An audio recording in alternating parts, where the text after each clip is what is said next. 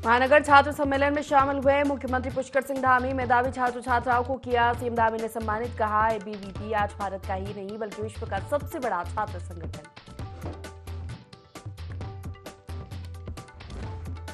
CM Dhami ने ऊर्जा विभाग के अलग अलग स्कीम का किया शुभारंभ। का सौर ऊर्जा को बढ़ावा दे रही सरकार। 2025-26 तक राज्य के सभी शासकीय भवनों पर सोलर प्लांट स्थापित करने का लक्ष्य।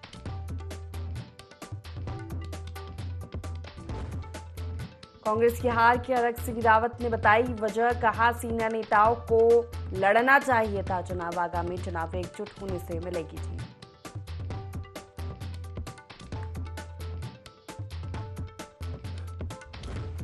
उत्तराखंड में भारी बारिश का अलर्ट। मौसम विभाग ने दिया अगले 24 से 48 घंटे सतर्क रहने की चेतावनी। गढ़वाल के अधिकांश जिलों और देहरादून में बारिश का येलो अलर्ट किया जाए।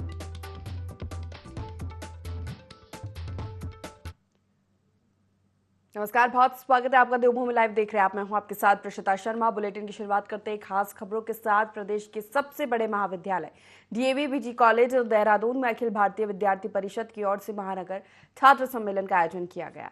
कार्यक्रम में मुख्यमंत्री पुष्कर सिंह धामी ने बतौर मुख्य अतिथि शिरकत की। इस दौरान उन्होंने दीप प्रज्वलित कर कार्यक्रम का शुभारंभ किया।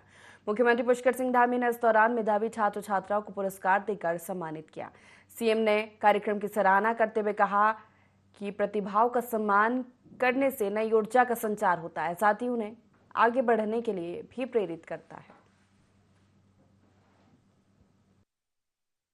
यहाँ पर डीएवी पीजी कॉलेज में अखिल भारतीय विद्यार्थी परिषद के द्वारा मेधावी छात्र एवं छात्राओं का आज सम्मान किया गया है। प्रतिभा सम्मान समारोह किया गया। निश्चित रूप से इस प्रकार का सम्मान, प्रतिभाओं का सम्मान उनको आगे बढ़ने के लिए प्रेरणा देता है, उनके अंदर और उत्साह और उनका उत्साहवर्धन करता है, जिससे कि वो समाज के अनेक क्षेत्रों में जाकर और अच्छा प्रदर्शन करें और मेहनत करें और परिश्रम करें, लगन से काम करें और विभिन्न क्षेत्रों में जाकर समाज को, प्रदेश को, देश को दिशा देने का काम करें, अपना योगदान करें। मैं सभी को बहुत शुभकामनाएं देता हूँ, बहुत बधाई देता हूँ जिनका भी आज यहाँ पर सम्मान हुआ। हरिद्वार में उत्तराखंड सरकार द्वारा कैबिनेट की बैठक में चारों धामों के नाम का दुरुपयोग रोकने के लिए कड़ा कानून बनाए जाने के समय अनुकूल निर्णय का संत समाज ने स्वागत किया है। कनखल स्थित श्री पंचायती अखाड़ा महानिर्वाणी की छावनी में संतों ने अखिल भारतीय अखाड़ा परिषद के माध्यम से वरिष्ठ पुलिस अधीक्षक और जिलाधिकारी को ज्ञापन सौंपकर मुख्यमंत्री पुष्कर सिंह धामी को धन्यवाद ज्ञापित किया। इस दौरान बाबा हट योगी की महाराज ने कहा कि सनातन हिंदू धर्म के 4 धाम, 12 ज्योतिर्लिंग और 52 शक्तिपीठों का कोई विकल्प नहीं हो सकता, इसलिए उनके नाम का दुरुपयोग और उनके नाम से कोई अन्य ट्रस्ट नहीं होना चाहिए। उन्होंने कहा कि धार्मिक स्थलों और संस्थाओं के नाम भारतवर्ष की सांस्कृतिक संपदा है, जिनका सम्मान किया जाना चाहिए। प्रत्येक नागरिक का कर्तव्य है। कैबिनेट के इस निर्णय से सांस्कृतिक पहचान और अधिकार को संरक्षित करने में सहायता मिलेगी। ज्ञापन इसलिए दिया गया है कि जो केदारनाथ है ना, केदारनाथ के नाम से कुछ लोग मतलब दिल्ली में इस तरह का केदारनाथ मंदिर और केदारनाथ धाम बनाने जा रहे हैं। उसमें इस तरह की भ्रांतियां फैली, समाज में भ्रांतियां फैली, तो इसलिए संत समाज में भी इसका आक्रोश था।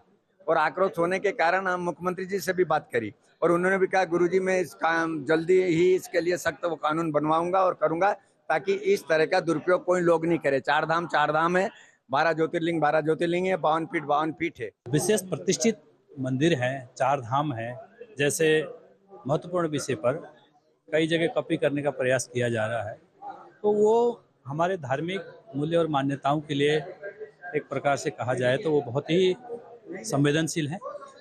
इस बात को ध्यान में रखते हुए धार्मिक भावना न भटके, क्योंकि जो ओरिजिनलिटी है, रियलिटी है, वो रियलिटी है। प्रतिष्ठित संतों ने, खड़दर्शन साधु समाज ने मुख्यमंत्री जी का आभार व्यक्त किया है कि उन्होंने इतने जल्दी कानून का निर्माण किया और जिससे इस प्रकार के कार्य को रोकने के लिए कानून बनाया है। इसके लिए विशेष संत समाज उनका धन्यवाद करें।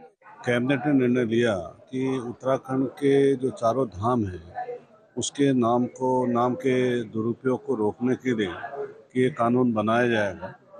तो इसी के परिप्रेक्ष्य में अखिल भारतीय अखाड़ा परिषद द्वारा उसके एक धन्यवाद ज्ञापन हमें दिया है और माननीय मुख्यमंत्री जी को विशेषकर उन्होंने धन्यवाद ज्ञापित किया है कि जो कैबिनेट का निर्णय है उसकी वजह से जितने भी धाम हैं उनके नामों के दुरुपयोग में एक रोक लगेगी और जो अगर कोई करता भी है कोई ऐसा कृत्य तो उसके खिलाफ एक कड़ी से कड़ी कार्रवाई हो। उत्तरकाशी जनपद के नगर पालिका बड़कूट में नगरवासी भीषण पेयजल की किल्लत से जूझ रहे हैं, जिसके लिए गांव वालों ने भूख हड़ताल और अनिश्चितकालीन धरना देने का फैसला किया, जो कि 44वें दिन भी जारी है। बता दें कि प्रदर्शन में नगर की महिला और बुजुर्गों ने हिस्सा लिया और धरना स्थल पर भजन कीर्तन करते हुए पेयजल पंपिंग योजना की वित्तीय स्वीकृति की मांग की। वहीं मांगे न मानने पर उग्र आंदोलन की भी चेतावनी दी।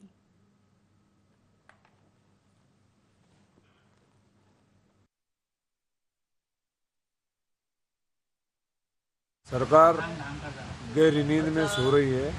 सरकार गहरी नींद के साथ साथ जो जवाबदारियां, जो कर्तव्य, जो फर्ज एक मुख्यमंत्री का होता है, मुख्यमंत्री भी आपने देखा होगा परसों मुख्यमंत्री जी स्टेटमेंट दे रहे हैं कि बड़कोट की पेयजल योजना की व्यवस्था बाबाई देखेंगे। तो जब सब कुछ बाबाई ने देखना है तो पद पे बैठ करके इन लोगों का क्या काम है। मुख्यमंत्री पुष्कर सिंह धामी ने कावड़ यात्रा के दौरान लगने वाली ठेली फड़वालों के लिए रजिस्ट्रेशन होने के साथ ही अपना नाम लिखने के निर्देश दिए। इसको लेकर भाजपा का कहना है कांग्रेस कावड़ को लेकर धर्म की राजनीति करना चाह रही है, जो कि पूरी तरह से गलत है। उन्होंने कहा कि कावड़ियों की व्यवस्था के लिए सरकार द्वारा लिया गया फैसला सराहनीय।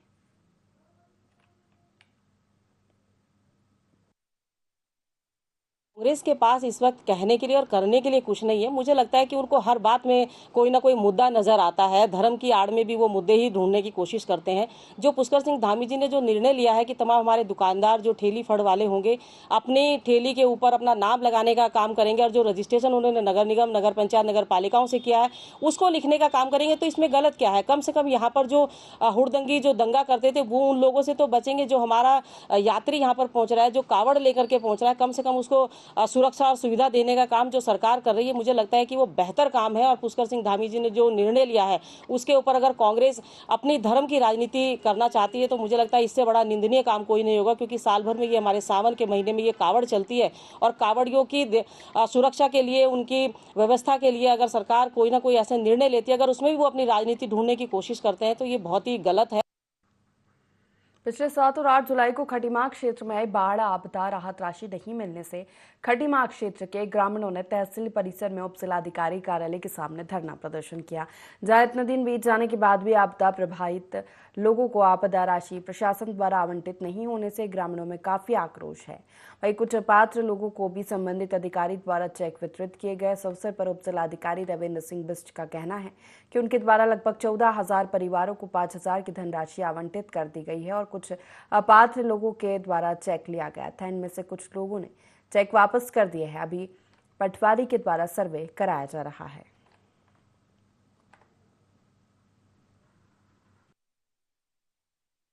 हमारे द्वारा 14,000 लोगों को हेतुक सहायता जो 5,000 की धनराशि वो वितरित की जा चुकी है और माननीय मुख्यमंत्री जी का निर्देश है कि जो भी पात्र व्यक्ति हैं, जो भी इस बाढ़ से प्रभावित हुए हैं, उनको ये हेतुक सहायता तुरंत से तुरंत पहुँचा जाए। लेकिन कुछ पात्र व्यक्ति छूट भी गए हैं और कुछ अपात्र व्यक्तियों द्वारा डबल चेक भी लिए गए। हमारे द्वारा एक नोटिस दिया गया, उस नोटिस के क्रम में कुछ चेक 14 के लगभग अभी हमें वापस भी मिल गए, जो कि जिन लोगों ने डुप्लीकेट चेक ले लिए गए।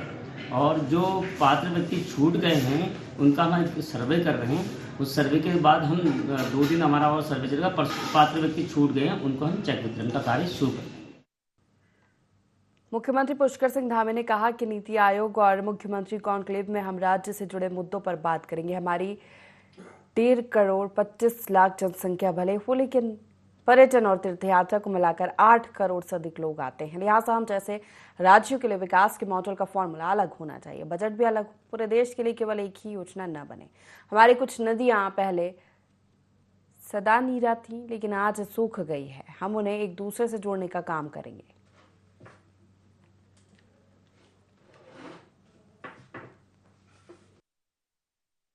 प्रधानमंत्री जी की नेतृत्व में हमको हर साल होता है 2 बार, साल में 2 बार। तो राज्य से जुड़े हुए जो मुद्दे हमारे हैं उन सभी मुद्दों पर हम बात करेंगे। हिमालयन राज्यों की बात करेंगे। एक हमारा मॉडल उत्तराखंड का है, उस पर हम लगातार बात करते हैं। और दूसरा, हमारे राज्य की जो जनसंख्या है 1,25,00,000। हमको बहुत सारी योजनाएं उस आधार पर केंद्र से आवंटित होती है, नीति आयोग हो या भारत सरकार हो। तो हम ये निवेदन जरूर करेंगे कि हम भले ही हमारी जनसंख्या 1,25,00,000 है, लेकिन हमको हर साल यहाँ आने वाले, चार धाम में आने वाले यात्री, कांवड़ यात्रा में आने वाले यात्री, पूरे साल भर पर्यटक आने वाले हैं, आते हैं, और ये सब मिला के 8 करोड़ से भी अधिक होते हैं। तो हमको जितनी संख्या हमारी है उससे कई गुना ज़्यादा लोगों के तमाम प्रकार की अवस्थापनाओं का इंतजाम करना पड़ता है, उनके लिए सब व्यवस्थाएं करनी पड़ती हैं। इतना ज़्यादा फुटफॉल है। कुछ नदियां ऐसी हैं जो लगातार पहले 12 महीने उसमें पानी होता था, धीरे धीरे सूख रही है। तो उन नदियों को, एक नदी से दूसरी नदी को जोड़ने का भी जो है हम काम करने वाले हैं। अन्य भी चूंकि हमारा अभी सभी डिपार्टमेंट काम कर रहे हैं, उसमें से चूंकि मैं भी अभी बैठक करूंगा, उस बैठक में जो चीजें आएंगी उसको सब नीति आयोग के समक्ष रखा जाएगा। बद्रीनाथ और मंगलोर उपचुनाव के नतीजों ने सत्तारूढ़ भाजपा को बड़ा झटका दिया। इस चुनाव का शोर अभी थमा भी नहीं था। इस बीच अब केदारनाथ उपचुनाव की चर्चाएं जोर पकड़ने लगी है। पक्ष विपक्ष केदारनाथ को लेकर बयानबाजी करते नजर आ रहा है। देखिए रिपोर्ट। उत्तराखंड के उपचुनाव में दिलचस्प नतीजों के बाद सियासी गलियारों में हलचल देखने को मिल रही है। दरअसल केदारनाथ से भाजपा विधायक शीला रानी रावत का 9 जुलाई को निधन हो गया, जिससे प्रदेश में शोक की लहर दौड़ गई। हालांकि तभी से केदारनाथ से जुड़े मुद्दे चर्चा में बने हुए हैं। पहले विपक्ष ने दिल्ली में बन रहे केदारनाथ धाम को लेकर सवाल करे और अब कांग्रेस प्रदेश अध्यक्ष केदारनाथ बचाओ यात्रा निकालने जा रही है, जिससे बयानबाजी का दौर शुरू हो गया है। विपक्ष द्वारा लगातार उठाए जा रहे सवालों पर बीकेटीसी अध्यक्ष अजेंद्र अजय ने पलटवार कर आरोप लगाया है कि कांग्रेस को राजनीति करने के लिए कोई ना कोई मुद्दा चाहिए, इसीलिए वो केदारनाथ का इस्तेमाल कर रहे हैं। देखिए, मैं कह रहा हूं कि कांग्रेस के पास में किसी भी प्रकार से उनको राजनीति करने के लिए कोई मुद्दा चाहिए है, और इसलिए उनको इसमें राजनीति करने, आप जानते हैं कि केदारनाथ में अभी विधानसभा के उपचुनाव भी होने हैं, तो कांग्रेस पार्टी इस एजेंडे को लेकर के, केदारनाथ विधानसभा के उपचुनाव को लेकर के, उस एजेंडे के तहत में ये सारी चीजें कर रही है। और जबकि जिन लोगों ने वो ट्रस्ट बनाया था, उन ट्रस्ट के लोगों ने प्रेस कॉन्फ्रेंस करके बाकायदा घोषणा भी की है कि वो अब इस नाम से ट्रस्ट इत्यादि नहीं वो करेंगे और न इस नाम से मंदिर बनाएंगे। लेकिन उसके बावजूद कांग्रेस पार्टी उस मुद्दे को जिंदा रखना चाहती है, ताकि चुनावों तक वो मुद्दा जिंदा रहे और उनकी राजनीति चलती रहे। बीकेटीसी अध्यक्ष के आरोपों के बाद कांग्रेस प्रदेश अध्यक्ष करण महारा ने प्रतिक्रिया देते हुए कहा कि जो जैसा होता है उसे वैसा ही दूसरा दिखाई देता है। महारा ने कहा कि हम चुनाव की बात तो कर ही नहीं रहे। केदारनाथ के विधायक का देहांत हुआ, उस दिन आप शीला लेकर यहाँ से चले गए।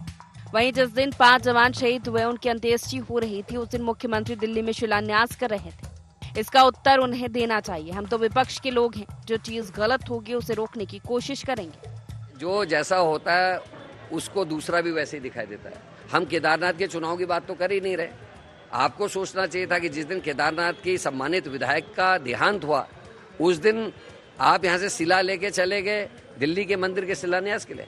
जिस दिन 8 गढ़वाल के 5 जवान शहीद हुए थे और उनकी अंत्येष्टि इस उत्तराखंड में हो रही थी, इस देवभूमि में, उस दिन आप वहाँ शिलान्यास कर रहे थे। तो उत्तर आपको देना है, हमको नहीं देना है। हम विपक्ष के लोग हैं, जो चीज़ गलत होगी उसको रोकने की कोशिश करेंगे, गलत की ओर इशारा करेंगे, और इसका चुनाव से कोई लेना देना नहीं है। करण मेहरा ने जाकर केदारनाथ में चुनाव नहीं लड़ना है। करण मेहरा इस यात्रा को लीड कर रहा है। मेरा आह्वान है, मैं सबको आमंत्रित कर रहा हूं, मैं आप सबको भी कर रहा हूं, और मैं अगर वोट मांग रहा हूं केदारनाथ में इस यात्रा में तो ये माना जाए। लेकिन यात्रा के बाद, हाँ, हम पॉलिटिकल लोग हैं, यात्रा समाप्त होने के 10 दिन 15 दिन बाद मैं वहाँ पर्यवेक्षक भी बनाऊंगा, वहाँ जाके मीटिंग्स भी करूंगा, लोगों के बीच में भी जाऊंगा, हमारा काम है। दूसरी ओर कांग्रेस के पूर्व प्रदेश अध्यक्ष गणेश कोदियाल ने भी भाजपा द्वारा लगाए जा रहे इस आरोप पर पलटवार किया। गणेश कोदियाल ने कटाक्ष करते हुए कहा कि अगर ये कहा जा रहा है विपक्ष केदारनाथ चुनाव के लिए मुद्दा बना रहा है, तो हम भी कह सकते हैं कि एक तरफ केदारनाथ विधायक का पार्थिव शरीर पंचतत्व में विलीन नहीं हुआ था, दूसरी ओर मुख्यमंत्री दिल्ली में केदारनाथ धाम की स्थापना कर रहे थे, तो क्या ये भी उनका चुनाव जीतने का प्रयास था? अगर विपक्ष ये कहता है कि केदारनाथ में उपचुनाव होने हैं इसीलिए इसको मुद्दा बना रहे हैं, तो हम भी तो ये कह सकते हैं कि एक तरफ केदारनाथ की विधायक का पार्थिव शरीर पंचतत्व में विलीन नहीं हुआ था और ठीक उसी समय मुख्यमंत्री दिल्ली में केदारनाथ मंदिर की स्थापना कर रहे थे, तो ये भी क्या उनका उस चुनाव को जीतने के लिए प्रयास था? मैं उनसे पूछना चाहता हूं कि क्या मुख्यमंत्री ने वहां की विधायक का शरीर जब तक पंचतत्व में विलीन नहीं हुआ और इतनी भी हमदर्दी उन्हें नहीं हुई कि वो उस विधायक की आत्मा की शांति के लिए पहले प्रार्थना करें, तब ऐसे कार्यक्रमों में शामिल हुए। उससे पहले वहाँ पहुँच गए शिलान्यास में। तो प्रश्न उठाने के लिए बहुत आसान है, उनका जवाब देना बहुत मुश्किल होगा। केदारनाथ से जुड़े हुए मुद्दे उठाने में सत्ता पक्ष को उपचुनाव की तैयारी लग रही है। हालांकि कांग्रेस इस बात से साफ इनकार करती हुई नजर आ रही है। सवाल ये है कि ये राजनीति है या फिर सच में विपक्ष चिंतित है। देहरादून से ND24 संवाददाता विनय सूद की रिपोर्ट। आगामी कावड़ मेला को लेकर हरिद्वार में अपराध एवं कानून व्यवस्था को लेकर ADG AP अंशुमान की अध्यक्षता में पुलिस लाइन रोशनाबाद स्थित बहुउद्देशीय भवन में कावड़ मेले के लिए नियुक्त पुलिस बल की ब्रीफिंग आयोजित की गई। बता दें कि बैठक जिलाधिकारी धीरज सिंह गबरेयाल और SSP प्रमेंद्र डोभाल की मौजूदगी में संपन्न हुई। वही बैठक में अधिकारियों को सुरक्षा की जिम्मेदारी सौंपी गई।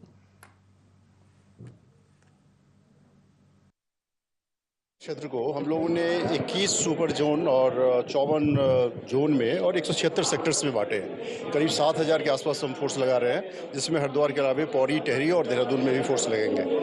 ये बहुत बड़ा प्रिपरेशन है और बहुत बड़ा पुलिसिंग चैलेंज है, क्योंकि पिछली बार 4 करोड़ के आसपास लोग यहाँ आए थे कांवड़ यात्रा के दौरान।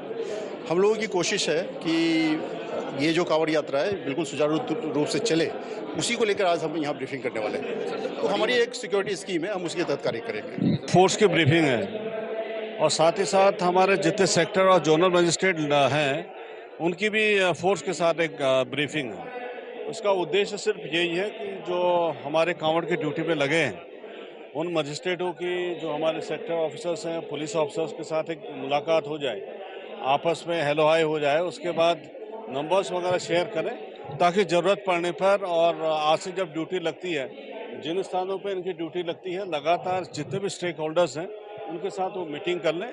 अगर उनको लगता है कि किसी स्थान विशेष पर कोई कार्य करने की ज़रूरत है जिसकी वजह से श्रद्धालुओं को के रास्ते में रोक टोक लग सकती है, तो उसको हम सॉर्ट आउट करते हैं। राजधानी देहरादून के सिनेमा में रिलीज हुई असगार फिल्म ने अपने पहले ही शो में धमाल मचाना शुरू कर दिया है। गढ़वाली पटकथा पर आधारित असगार फिल्म ने उत्तराखंड की खूबसूरती को समेटे हुए अंधविश्वास पर विश्वास नहीं करने का संदेश दिया। तो ये फिल्म हीरो के पिता KS चौहान ने जहां एक और फिल्म सेक्टर को प्रमोट करने के लिए सरकार की जमकर सराहना की, तो वही फिल्म के हीरो और हीरोइन ने भी फिल्म की शूटिंग में अपने अनुभवों को साझा करते हुए फिल्म की थीम को बेहतर करार दिया।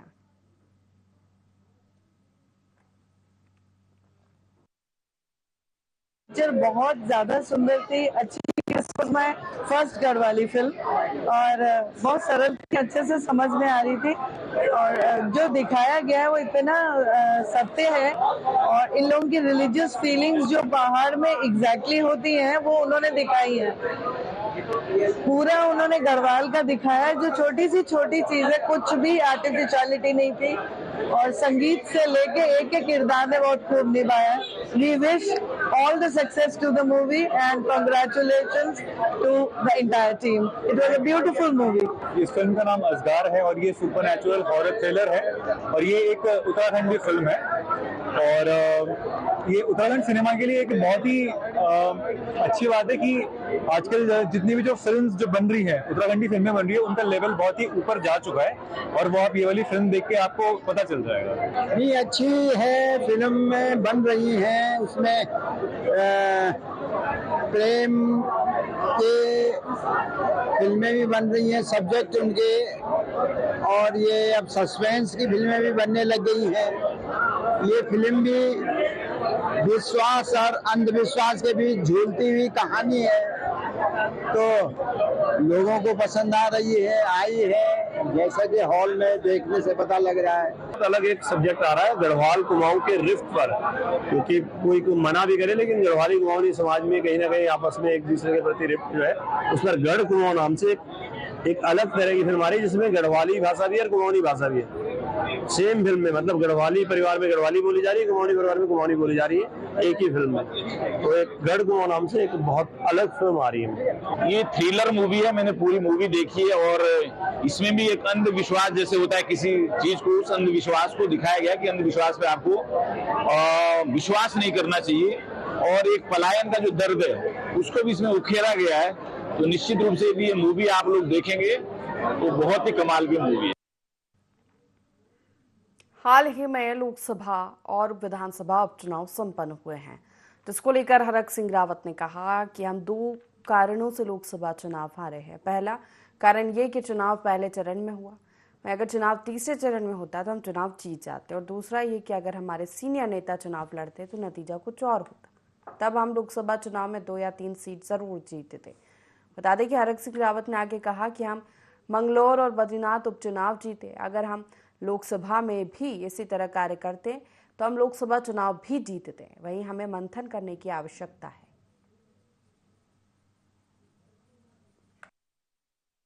कारण सबसे बड़े जो चुनाव हमारे, आप सोचो ना, लोकसभा चुनाव के बाद बद्रीनाथ उपचुनाव हुआ, मंगलौर उपचुनाव हुआ। उपचुनाव तो किसी भी सरकार में रहते हुए जीतना बहुत मुश्किल होता है।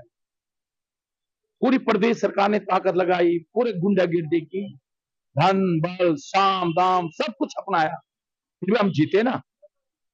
तो कांग्रेस ने ईमानदारी के साथ बद्रीनाथ का चुनाव लड़ा, मंगलौर का चुनाव लड़ा, हम जीते कि नहीं जीते? तो हम लोकसभा चुनाव नहीं जीत सकते थे। यहाँ लोग कांग्रेस के ज्यादा पसंद करते हैं उत्तराखंड में।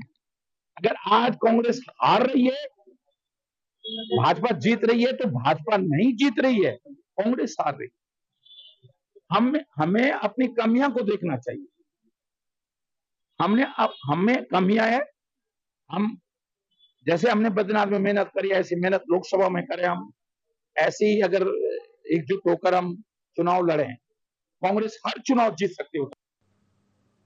बीते कुछ समय से देहरादून पुलिस सत्यापन की कार्रवाई कर रही है। वहीं सत्यापन की प्रक्रिया को आगे बढ़ाते हुए अब रेहड़ी ठेला वालों का भी सत्यापन किया जाएगा। सिटी एसपी प्रमोद कुमार ने जानकारी देते हुए बताया कि बाहर से आए लोग जो ठेला और रेहड़ी का काम करते हैं उनका सत्यापन किया जाएगा, क्योंकि अक्सर ये देखा जाता है कि बाहर से आने वाले लोग अपराध करके फिर बाहर चले जाते हैं, इसलिए ये सत्यापन आवश्यक है। साथ ही सत्यापन होने से व्यक्ति की पुरानी हिस्ट्री भी सामने आ जाएगी।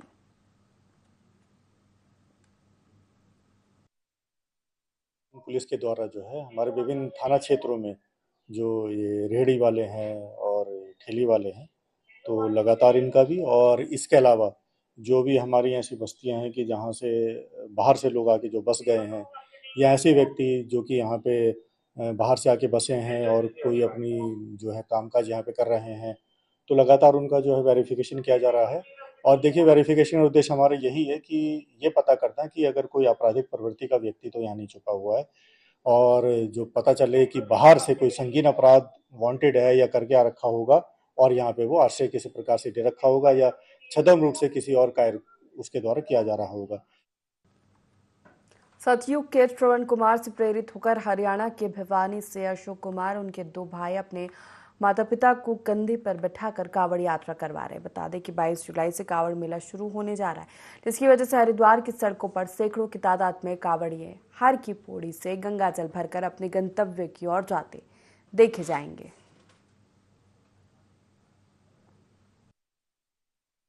हरियाणा जाएंगे, भिवानी गांव डानी में श्रवण के माता पिता थे, उसने भी जन्म लिया था, वो भी निशान था, तो अन्य भी जन्म दिया अभी भी श्रवण की दिखावा। ठीक है, कोई भी न लगा लो, माँ बाप तेरा क्या करते, अगर बेटा गए बेटी के लिए किसने गरीब हो उसने फिर भी अच्छा लगेगा। तो ये माता पिता अपने, ठीक है, घोड़े की मर्जी होगी, आप बुला ली। इसी के साथ देवभूमि लाइव में फिलहाल इतना ही। लगातार खबरों के लिए देखते रहिए IND24। नमस्कार।